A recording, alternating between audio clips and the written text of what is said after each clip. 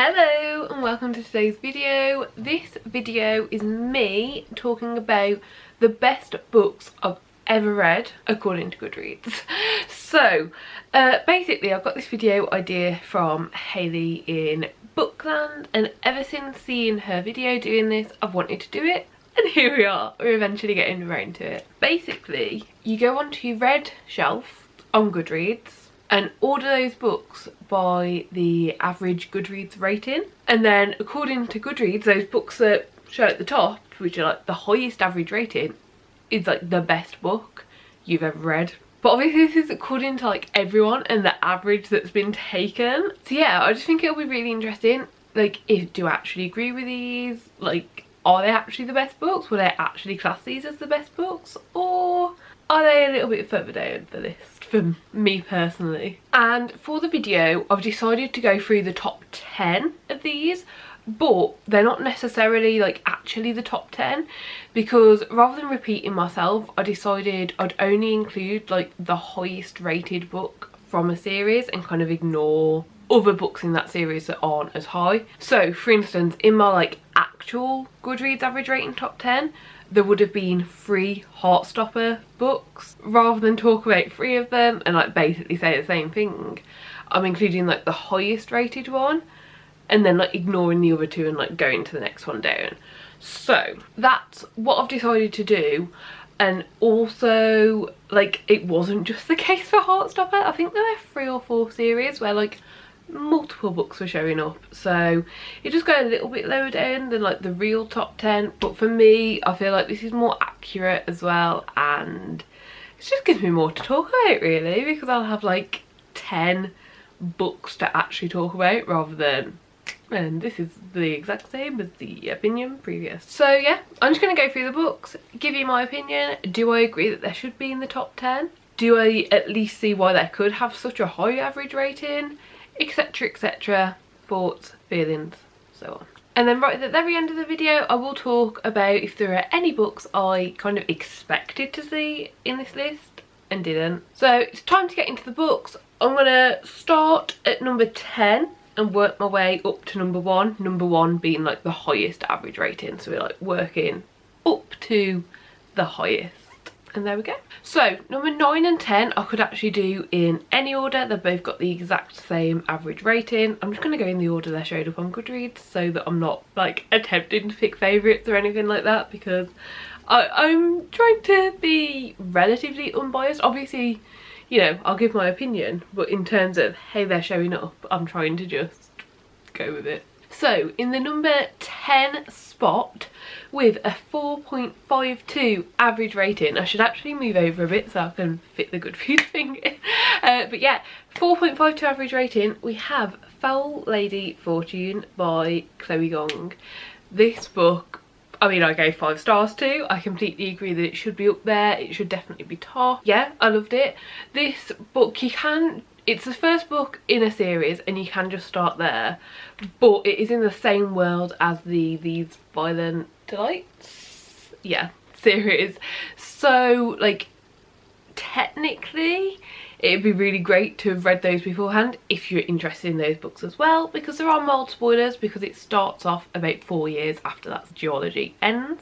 But yeah, I read it having already read those 2, really enjoyed it, gave it 5 stars. I loved the characters, I loved like little hints and things and the plot and how things played out, and I was like surprised at parts, which often doesn't happen in YA for me. So yeah, really love this book, would 100% recommend. Personally I would recommend, if you haven't read this yet, I would recommend starting with the first duology, which is These Violent Delights and Our Violent Ends, and then moving on to this one. But some people aren't that up for that duology because the first duology is kind of loosely a Romeo and Juliet retelling, and that's not everyone's jam, but I would recommend. I think it's worth it, and to be honest I think you can kind of ignore that and just go through it really. So yeah, that is what I'd recommend doing. And of course I can see why this would be in the top 10, although I will say I don't think this has actually come out in the UK yet. I do think, I'm pretty sure it's like properly, oh no, okay, don't know if I should have included this one, to be fair. So it's not actually being published until the 27th of September according to this. I mean, it's already got like almost 400 ratings, so that's more than some of the other books that I've included. So yeah, I'll leave it in. This is at number 10. I'm assuming people who've like asked for ARCs and like, you know, whether that was physically or like me through NetGalley, already have an interest in reading it, so that might skew it a little bit. Maybe this will go down a bit when it's out, but yeah, I can see why people love this book. It's so good. It's a good continuation if you've already read the first two, but also the characters in it and everything, they're so like easy to like love and want to know more about and learn about, that yeah, I can definitely see why people would be loving this one. So then number 9, with the exact same average rating of a 4.52, is the Tea Dragon Tapestry.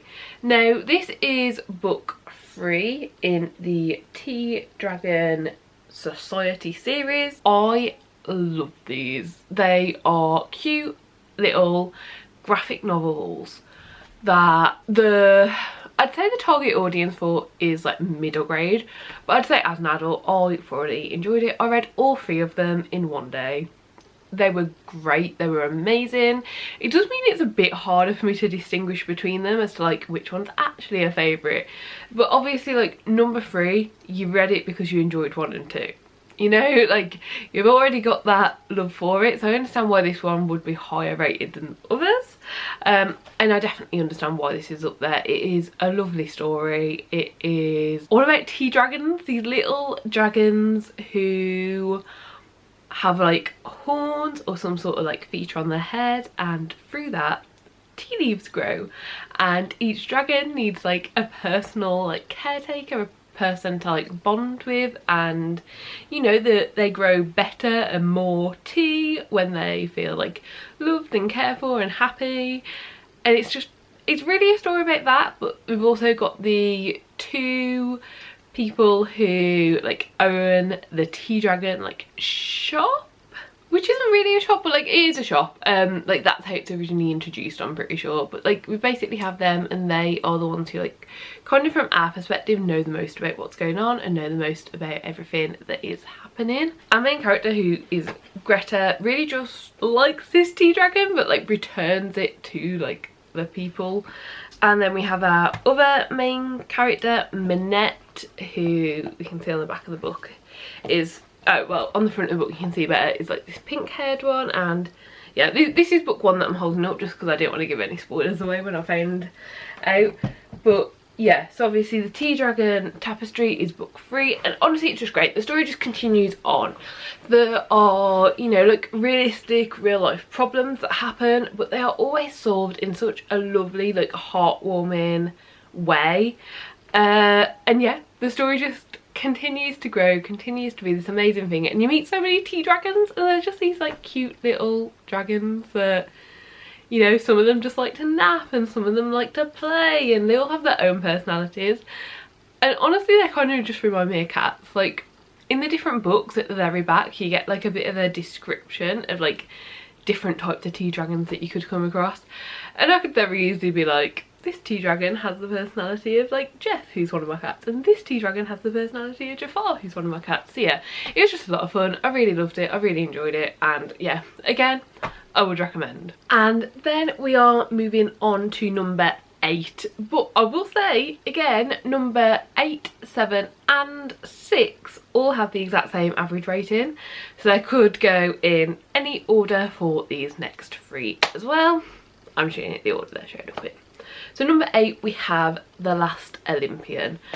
This is book 5, I believe, in the Percy Jackson series. So obviously book 5 in a series, gonna get a high rating. I didn't really expect to see this one here, just because this is a series, it's an older series for one, but it's also a series with like a younger audience. Like I originally read this as a kid. The reason I've gone through and rated it is because I've reread the series, but I don't know if that's necessarily like common or something people do with this series, so I don't know. Like I didn't necessarily expect it to be high up there because obviously like children don't have Goodreads, but yeah, I mean this has got, bloody hell, this has got like 835,000 ratings. So yeah, like obviously a lot of people read it through like adulthood. I don't know why I assumed they wouldn't, because I loved it. But yeah, again, another one I've given 5 stars. All of these so far I've personally given 5 stars to, so can completely understand the high rating. I feel like some of the star rating for the series was like a bit of nostalgia, but they definitely all hold up, and they all hold up throughout like being an adult. Obviously as long as you can see like this decision might be slightly stupid and childish, but like they are children you're following, like I don't see why you could not give it a high rating if you enjoyed it as a kid. Like they definitely do stand up as long as you can kind of distinguish that you might not agree with every decision made. And yeah, obviously I can't say a lot about book 5 in the series, but we follow Percy, we follow Grover, we follow Annabelle, and there's a quest. And if you haven't read book 1, read book 1. Honestly, these books I find in almost every charity shop that I go in. There's always like some form of Percy Jackson books. I would recommend. You can definitely pick them up cheap, or they're probably even online for pretty cheap or free. I don't know, but yeah, I would recommend, and I can definitely see why this one is on the list. Then at number 7 we have House of Sky and Breath, which I didn't expect to see on this list. I mean, obviously I expected some Sarah J Maas to be on this. Like I've read all of the books and enjoyed them, and I know that they're a lot of people's favourites, but I think they are quite controversial. So a lot of people love them, a lot of people hate them, and I think this one is the latest one to have come out, House of Sky and Breath, and especially compared to the first book in this series, a lot of people didn't like it. I mean, I personally still gave it 5 stars. I think it might have actually been a 4.5 stars, but obviously like Goodreads doesn't do half stars, and I haven't been referring to my spreadsheet for the rest of this list, so I'm not going to start now. I'm just going to go off like what I've put on Goodreads, because they're the screenshots I've taken that you are seeing here. I thoroughly enjoyed this. I thought it was a good time. It did go in a different direction than I expected, but to be honest, the ending of this book, I don't see any way that I could have given it less, to be quite honest. I love this. I thought it was great. I am surprised it's here. I would expect book 1 in this series to have higher ratings than book 2, even though that's not normally how it goes, because of how many people loved book 1 and then ended up hating book 2. I definitely didn't see this one beating book 1, but it has, and I enjoyed it. I enjoyed the story. It's an urban fantasy, which like we haven't had from Sarah J Maas before, and it's an urban fantasy in like a completely new place. Like it's not like set in, I don't know, like London. A lot of urban fantasy are set somewhere you recognise and are just given a fantastical twist. This is like a completely new place, and a lot to learn, a lot to love, and yeah, I had a good time with it. I thought it was a fun book. And then at number 6, again with a 4.53 rating, is Drunk Folk Stories. Now this one is probably a bit more obscure. Most people probably won't have heard of this, and honestly most people probably won't be like that interested in it. So this is the first book that Beans on Toast has released. Beans on Toast is like a musical artist that I really like and enjoy. In terms of genre, folk probably is the easiest to put it in, but I don't know if I would like completely categorise it there.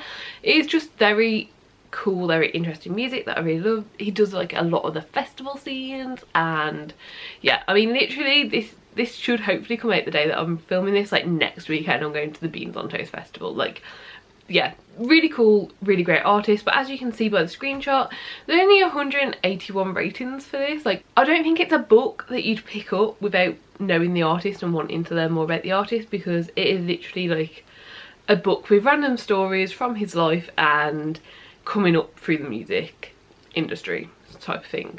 Although to be fair, I would say if you are just interested in like the music industry in general and like things that like used to happen, I still think you could enjoy this, but I definitely think like that's not the audience. The audience is, you're a Beans on Toast fan, you want to know more, you pick up the book.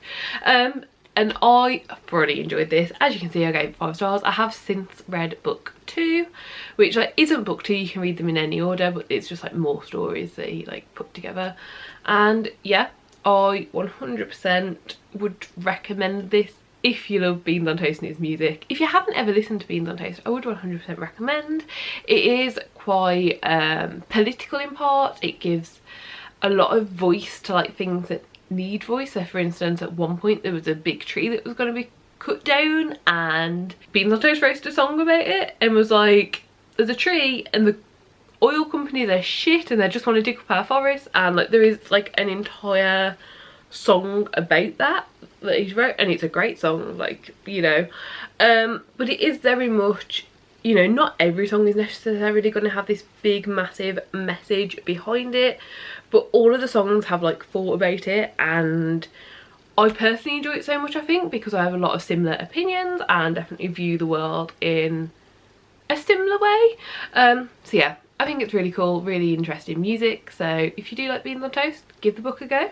And then at number 5, with a rating of 4.61, so we have now jumped from the 0.5 ratings to the 0.6 ratings, is Kingdom of Ash.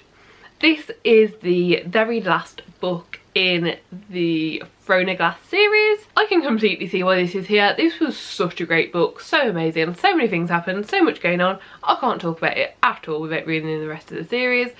But obviously we've got like 1, 2, 3, 4, 5, 6, 7 books before that book that you're going to have read in the series.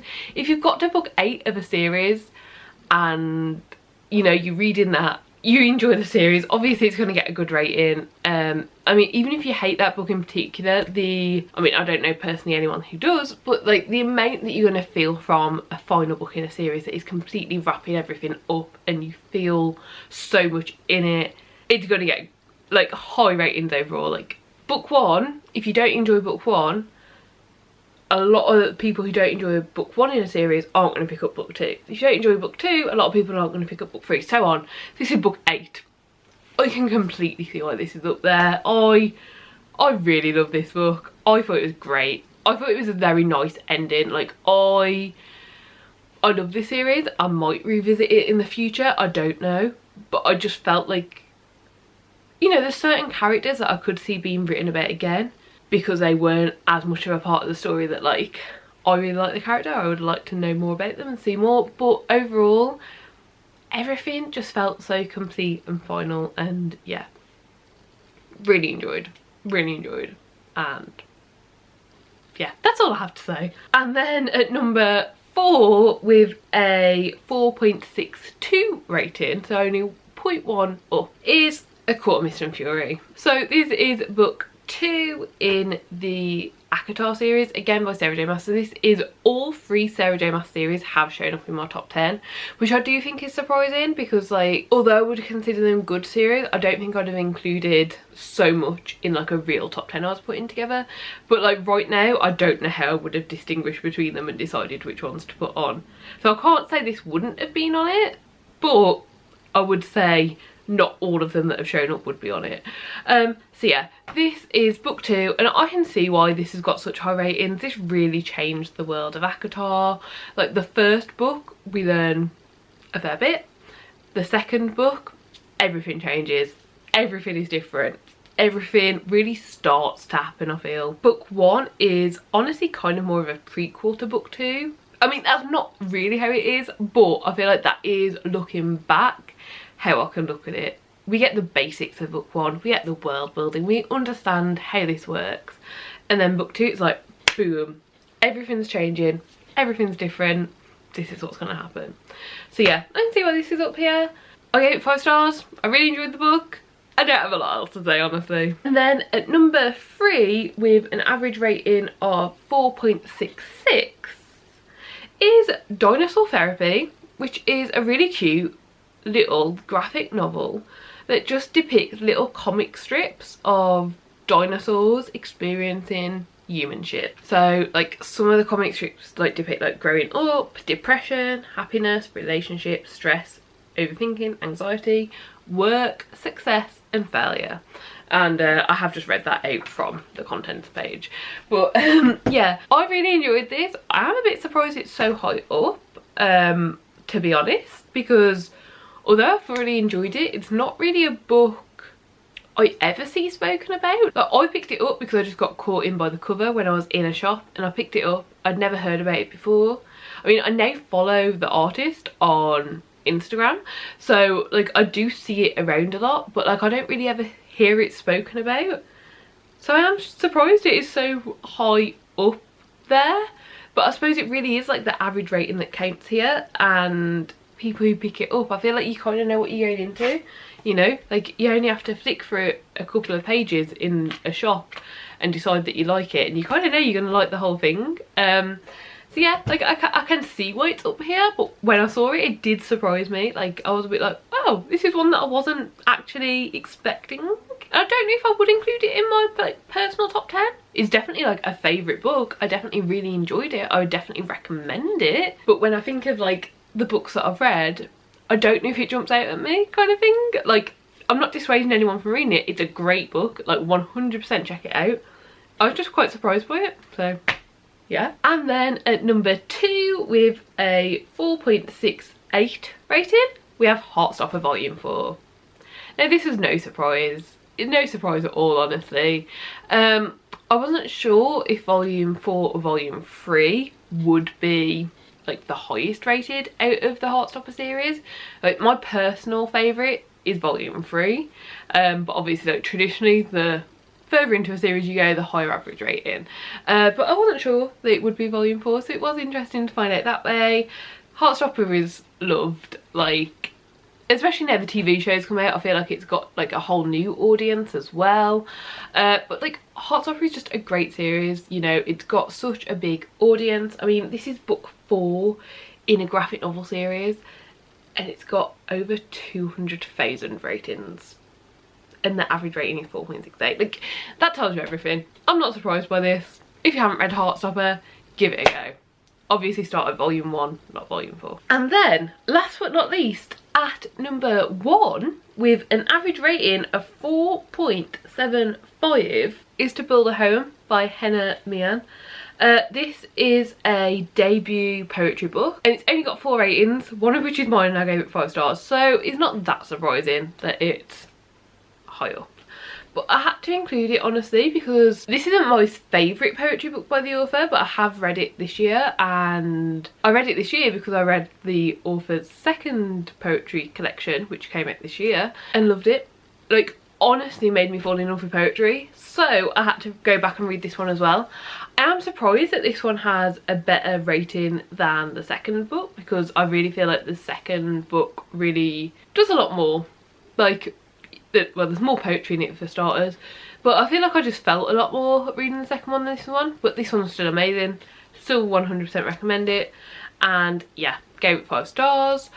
I do feel a bit weird about this being number 1 because it only has 4 ratings, but it's a great book, and I'm more shocked that it only has 4 ratings than anything else, to be honest. So if you haven't checked it out, I would definitely recommend. If you're only going to get one poetry book, I would recommend Pangea over To Build a Home, but this is a poetry author that I just think is so underhyped, like really doesn't get enough recognition. Like I only found out about the author because Pangea was on NetGalley and sounded interesting, so I tried it out. I now own both the books. I've now reread Pangea, like not cover to cover but like bits and pieces a few times.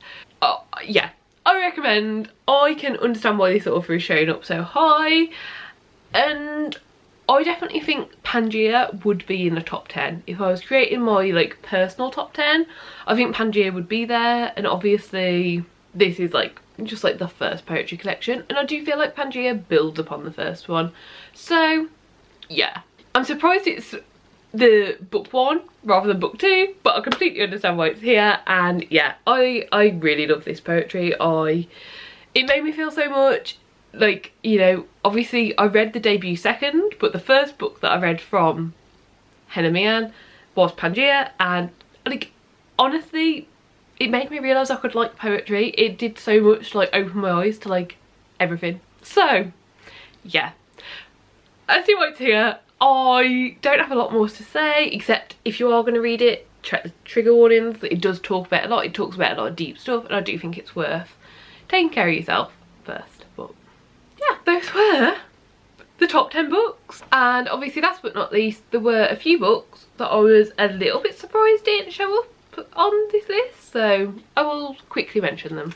I expected at least one of the books from the Graceling Realm series to show up on this list. I think it's a really loved series. I personally really loved it, and I think I personally would definitely include at least one of the books, probably Winterkeep, because I feel like, although it might not have been my favourite book in terms of like getting into this world, it just expanded so much on everything. I feel like I would have had to include it. So yeah, I would have probably have included that. I'm surprised it didn't show up.